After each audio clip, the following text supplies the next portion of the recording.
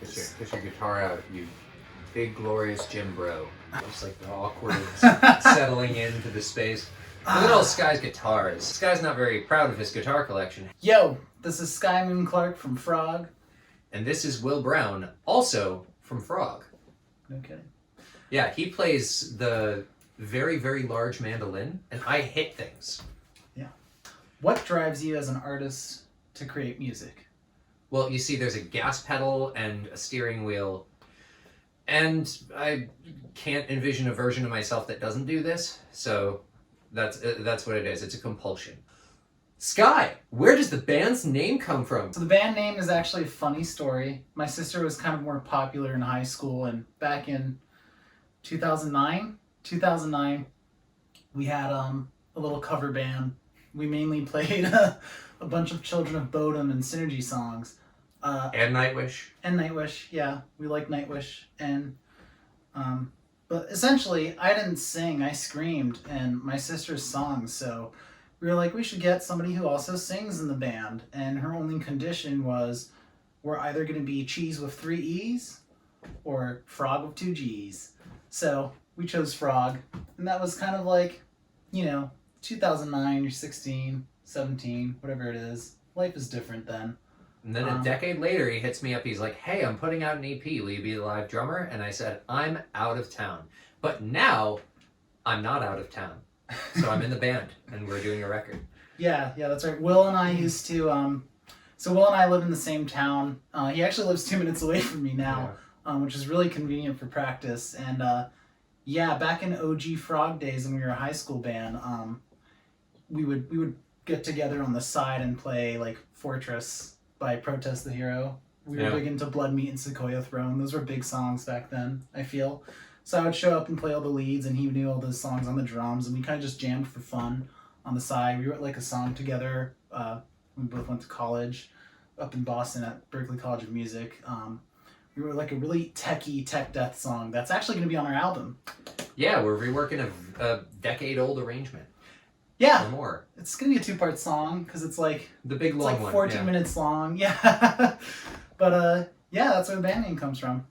So tell us about your album, newest / upcoming album. I guess single for us? Yeah, well, so the main conceit here is that each release we're trying to do something crazier than the one before it, because the album has a lot of my weirdness, a lot of my world music, a lot of my strange progressive fusion stuff, and injecting that at a careful pace with our release order of things is, I think, important for anyone to care about something so weird and so technical and so esoteric. So our next song, going to be dropping sometime in December, is a lot heavier than Wake Up, but it's shorter as well. We told ourselves writing Wake Up, we had a conversation, we said we're not going to write a 6-minute song. We're going to make a catchy pop metal song to get people to pay attention to the weird stuff we're going to do. And then we arranged it and had 6.5-minute song. So this next one is going to be shorter but very heavy. Yeah. It's already we've already finished it. We know that it's not going to turn into a 6-minute tune, and that's the direction we're going in. Everything is going to be a right angle turn, compounding until it's a spiral. Yeah. So we have more stuff after that. Wake Up was like our pop song, and as he said, it kind of turned into a prog song overnight. Don't know how that happened. The music was just speaking to us that way. At the end of the day, I like the song. It's different. It's modern.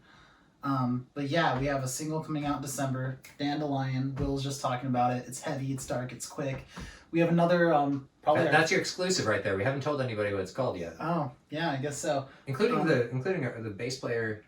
Yeah, I guess the bass player is recording the song, but who recorded on the song doesn't even know the name. Yeah, Jack only knows about its working title. Yeah, but that song is coming out in December, and we have another single coming out in the spring that is also going to be a music video. It's a much catchier song. It's in the 3-minute ballpark. It's good stuff. It's super listenable. I really like the song. It's like very easy to headbang to, which is not like every one of our songs, like front to finish. There's just moments that are just much more, I'm an active listener. And yeah, we're going to release that sometime in the spring, hopefully shoot it this winter, and it'll be a nice lead into our full length, which we want to... Where we get weird. Yeah, there's so the Finally. full length. Okay, Will keeps saying we're getting weird on the full length album that's coming out. He has 2 solo songs that are super weird, but I also got in like a very metalcore song. So it's like a weird album. Like I wouldn't say we're tech death. I wouldn't say we're prog. I would say we just do like we're like not surface level. When we write a prog song, it's 14 minutes. When we write a metalcore song, it's 3 minutes. When we write a weird song, it has 80 instruments. Will's very proficient at all of them, of course. But yeah, it's kind of an album that will be very dense and rich, and every song I think is going to be like an experience. So I'm really excited for that and sharing that. What inspired the lyrics on this release? Give us a couple of examples. Guy who wrote the lyrics on this release.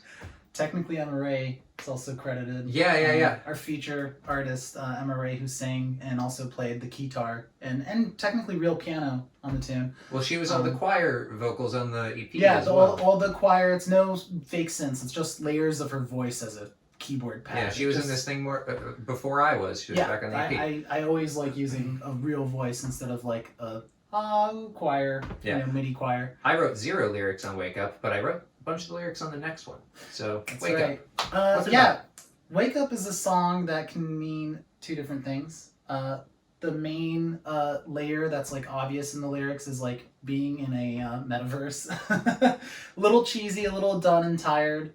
But the other layer that the lyrics really speak about is more about just having an opinion and being really passionate about your opinion. This is your opinion, and you know you're right. You're so right.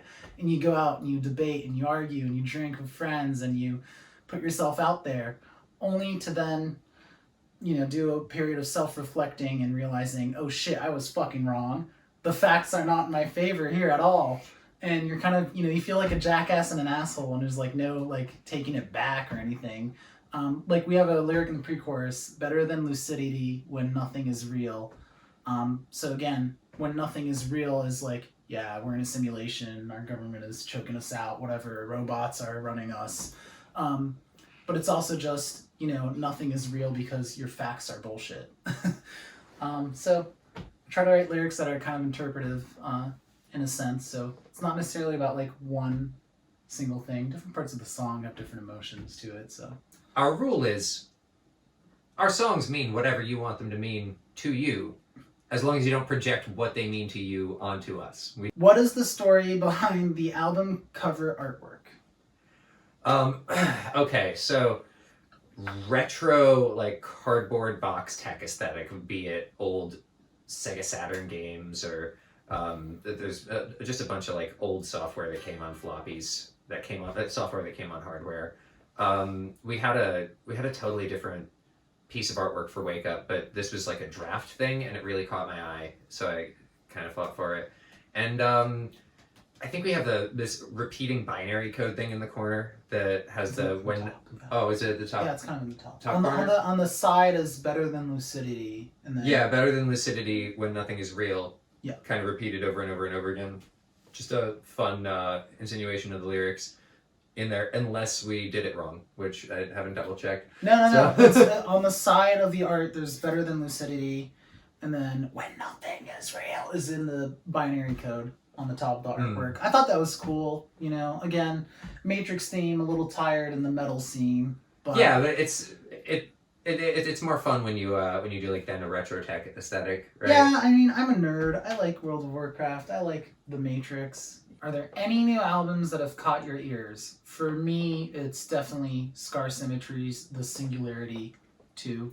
Pierre Nilsson rocks. Yeah, a lot of stuff has been coming out lately. The Callous Cowboys put out Celebrity Therapist. That's been on heavy rotation.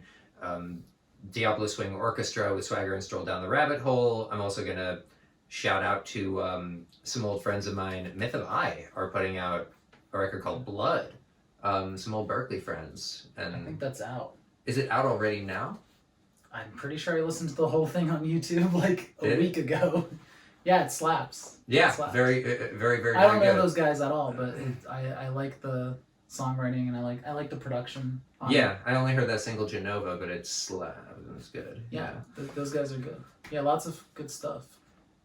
Tell us a little bit about your local music scene.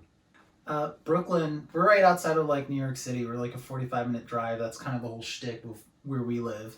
You get to come home from Wall Street, kiss the wife and kids goodnight, and do it all again. Ride that 45-minute train ride over. We're in the middle of nowhere, except if you throw a rock, you hit New York City. Yeah, that's the whole shtick. Brooklyn's got a pretty cool scene. Like, there's really cool venues that are like holes in the wall that are sometimes you're not even on a stage, and it's just like people are right here when you're screaming heavy metal and shredding, and you might not have the best sound because there's just not enough space for shit to resonate or for the acoustics, and you're not playing in like you're playing like a boiler room or a basement. But they're charming in a way, and you get to like see bands like either if they're local and they're big, then it gets packed really fast. But you also get to see bands like ours that are just like small, random prog metal band, and it's very personal. So it's a very specific type of show, I would say. Almost like house show vibes, but not. What are future plans for Frog? Trademark. So we have 2 more singles coming out, one in December, one in the spring, and a full-length album coming out in summer of 2024. It's going to be big and long. 11 years, one of these songs. We've been working on it for like 11 years, technically, on and off. But no, there's a decade of work, and a lot of arranging has happened, and a lot of practice has gone into this. So really excited for our full-length album. If you like prog, if you like mellow death, if you like metalcore, if you like tech death, and you like weird shit, if you like fusion, you'll probably like it. Yeah, if you like the fusion of all those like subgenres of metal, those are what we love and play at home for fun. Tell us, why does metal rule? And if you think it doesn't, then why are you playing in a metal band? Yeah, metal rocks. Metal for life. No, heavy metal music is super cathartic. It's they don't really go over primal instincts in school as much as they should have. Maybe there should be like a little ethics thing we do when we're like young and going through that teenage angst phase. Touch on that a little more. Oh, I never left this teenage angst phase. It's my entire aesthetic is My Chemical Romance reject. Yeah, metal for me just helped guide me. It helped release my like young angst and anger, and it helps me cope with my bullshit and other people's bullshit that they throw your way. And it's just fun to like have something that's like violent in nature but not actually violent, if that makes sense. I don't know. It's like artistic expression for me. Gotta find some way to release your angst all over the shower wall. I fall into sort of the opposite camp with metal, where I came into it via progressive rock and jazz fusion and all this difficult material. I wanted to challenge myself as a drummer. I wanted to be a more complete musician, and I found that the best prog rock is in metal spaces. Cool. Thanks for watching. This is Sky from FROGG, FROGG. And this is Will from Frog, also spelled like that. Metal rules.